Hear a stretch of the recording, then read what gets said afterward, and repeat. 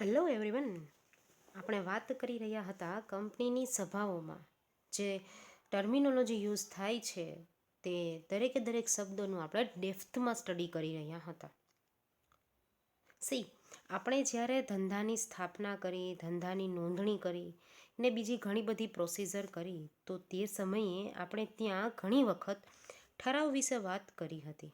અને મેં તમને તે સમયે કહ્યું હતું કે સામાન્ય ઠરાવ કે ખાસ ઠરાવ અંગે હું તમને અલગથી જ સમજાવીશ, કારણ કે તે સમયે તે બાબત સમજાવી ઇમ્પોસિબલ થિંગ હતી. તો અત્યારે તે બાબતનો સમય આવી ગયો છે, તો આપણે એક સામાન્ય ઠરાવ અને ખાસ ઠરાવ શું છે તેની ચર્ચા આપણે આ વિડીયોની અંદર કરશું. First of all we need to understand the term resolution, કે ઠરાવનો મતલબ શું થાય. માન લીજીએ કે આપણે એક મીટિંગ ગોઠવેલી છે અને તથા તેમાં ઘણા બધા લોકો કોઈ એક પર્ટિક્યુલર મુદ્દા ઉપર ડિસ્કશન કરી રહ્યા છે. તો તે બધા મળીને જે ડિસિઝન લે ને તેને આપણે કહી શકીએ રિઝોલ્યુશન, એટલે કે ઠરાવો. ઠરાવ જે છે, રિઝોલ્યુશન જે છે, એ it can be ordinary, it can be special. પણ કેવી રીતે તે સામાન્ય ઠરાવ બને છે અથવા તે કેવી રીતે ખાસ ઠરાવ બને છે તેના વિશે જ આપણે ચર્ચા કરશું.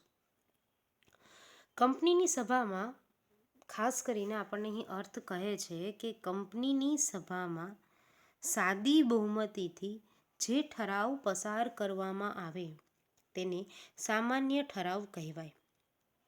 હા, અહીં એક વાત ખાસ યાદ રાખવાની કે અહીં સભા હંમેશા, એટલે કે જે છે સભાની વાત કરી છે તે સભા હંમેશા જનરલ મિટિંગ જ હશે. બોર્ડ ઓફ ડાયરેક્ટરની મિટિંગમાં ક્યારેય પણ આ ચીજની વાત થતી નથી. બોર્ડ ઓફ ડિરેક્ટરની મિટિંગની અંદર માત્ર નોર્મલ જ ઠરાવ પસાર કરવામાં આવે છે. એટલે સામાન્ય સભામાં જ આપણે સામાન્ય ઠરાવ કે ખાસ ઠરાવ પસાર કરી શકીએ. તો આગળ શું કહે છે વ્યાખ્યા, કે સાદી બહુમતીથી, એટલે કે સાદી બહુમતીથી આપણે નિર્ણય કરીએ છીએ. સાદી બહુમતીનો મતલબ શું છે? મતલબ કે સાદી બહુમતી એટલે કે 51%. 51%નો મતલબ એમ થાય કે જે એના વિરુદ્ધમાં જે છે એના કરતાં 1% જે છે એ વધારે હોવો જોઈએ. કે જે લોકો વિરુદ્ધમાં ઊભા છે તેનાથી 1% આ બાજુ વધારે હોવું જોઈએ, જેને સાદી બહુમતીથી એટલે કે 51% સાથે પસાર કરવામાં આવેલો ઠરાવ કહી શકાય.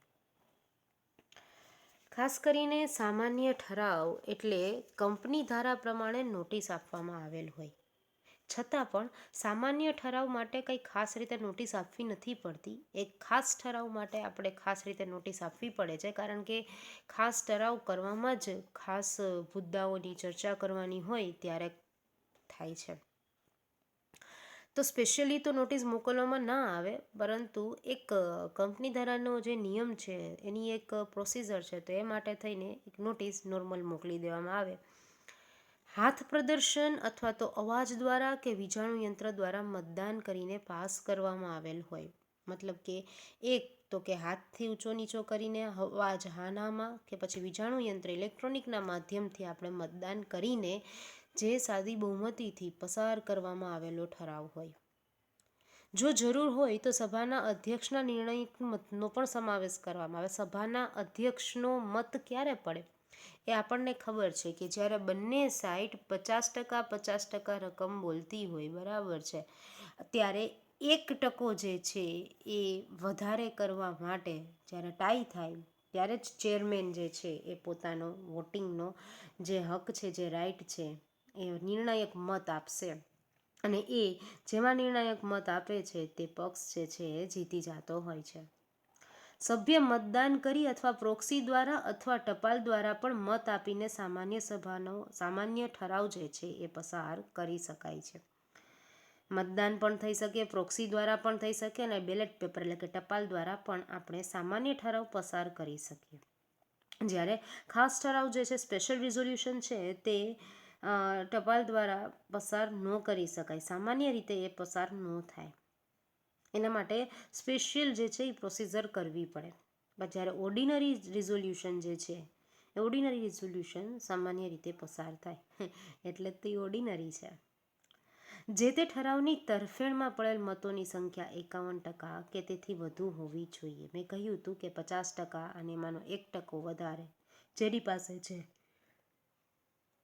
તે વ્યક્તિ જીતી જ હોય છે. મતલબ કે તે ડિસિઝન યોગ્ય માની લેવામાં આવે છે અને તેને જ પસાર કરવામાં આવેલા ઠરાવને સામાન્ય ઠરાવ ઓળખવામાં આવે છે. સામાન્ય જે રિઝોલ્યુશન કરવામાં આવ્યું છે તે રજિસ્ટ્રાર પાસે નોંધાવવો ફરજિયાત નથી, કારણ કે સામાન્ય ઠરાવ એવા મુદ્દાઓમાં કરવામાં આવે છે કે જેમાં ખાસ ઠરાવની જરૂરિયાત ન હોય. મતલબ કંપનીના એવા બધા જ મુદ્દાઓ કે જ્યાં ખાસ ઠરાવ પસાર કર્યા વગર આપણે ડિસિઝન લઈ શકતા હોઈએ, બરાબર છે, તો તેને સામાન્ય ઠરાવ કહેવામાં આવે છે. તો ખાસ બાબત નથી તો રજિસ્ટ્રાર પાસે નોંધાવી પણ ખાસ નથી. હેતુઓની જો વાતચીત કરીએ તો કંપનીના વાર્ષિક હિસાબો અને ડિરેક્ટરોનો અહેવાલ સ્વીકારવા માટે. હવે ખાસ સામાન્ય ઠરાવ પસાર સુકામને કરવામાં આવે તો બધા જ મુદ્દાઓ સામાન્ય હશે કે જ્યાં આપણે સ્પેશિયલ રિઝોલ્યુશનની રિક્વાયરમેન્ટ નહીં હોય. જેમ કે વાર્ષિક હિસાબો અને ડિરેક્ટરોનો અહેવાલ જે આપણે સ્વીકારવાનો છે ને જોવાનો છે, મતલબ કે જે બનાવવામાં આવ્યો છે તે યોગ્ય છે. કેન્દ્ર સરકારની પૂર્વ મંજૂરીથી કંપનીના નામમાં કોઈ ફેરફાર કરવો છે તો એ પણ નોર્મલી થઈ જાય છે. કંપનીના વિજ્ઞાપન પત્રમાં નોંધાયેલ કોઈ કરારની શરતોમાં આપણે ફેરફાર કરવો છે તો બી એક ઓર્ડિનરી રિઝોલ્યુશન એટલે કે સામાન્ય ઠરાવની જરૂરિયાત છે. કારણ કે વિજ્ઞાપન પત્રની અંદર નોંધાઈ ગયેલો જે કરાર છે અને એની અંદર જે શરતો છે એની અંદર ફેરફાર કરવા માટે 75% બહુમતીની રિક્વાયરમેન્ટ નથી. કંપની સંચાલકોની ચૂંટણી કરવા માટે હવે દર વર્ષે આપણે તમને ખબર છે કે 2/3 અને એમાંય 1/3 બાય એજ જે છે એ રિટાયર થતા હોય છે સંચાલકો, તો એના ઇલેક્શન માટે પણ સામાન્ય ઠરાવ ચાલે.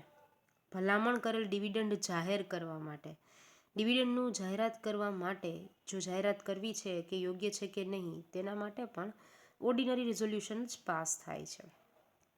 કંપની ઓડિટરની નિમણૂક અને મહેનતાણું નક્કી કરવા માટે, જો સંચાલકો માટે સ્પેશિયલ ન બનતું હોય તો ઓડિટર માટે તો સ્પેશિયલ મતલબ કે ઓર્ડિનરી ચાલે. તો એની નિમણૂક છે કે પછી એનું મહેનતાણું, એની કોઈ પગાર નક્કી કરવાનો છે, જે સેલરી નક્કી કરવાની છે તે પણ આપણે સામાન્ય ઠરાવ દ્વારા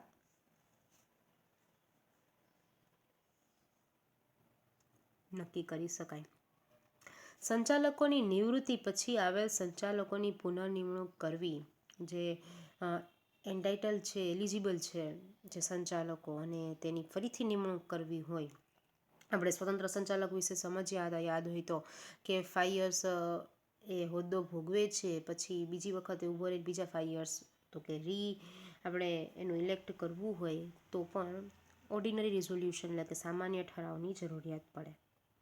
અને નિવૃત્ત થતા સંચાલક સિવાય અન્ય વ્યક્તિની સંચાલક તરીકે પસંદગી કરવા માટે પણ કોઈ ખાસ એટલે કે 75% બહુમતીની રિક્વાયરમેન્ટ રહેતી નથી. આટલા હેતુઓ કે જે કંપનીના માત્ર ને માત્ર સામાન્ય મુદ્દાઓ છે. તો સામાન્ય મુદ્દાઓને સમજવા માટે, સામાન્ય મુદ્દાઓને એપ્લાય કરવા માટે સામાન્ય ઠરાવની જ રિક્વાયરમેન્ટ પડે.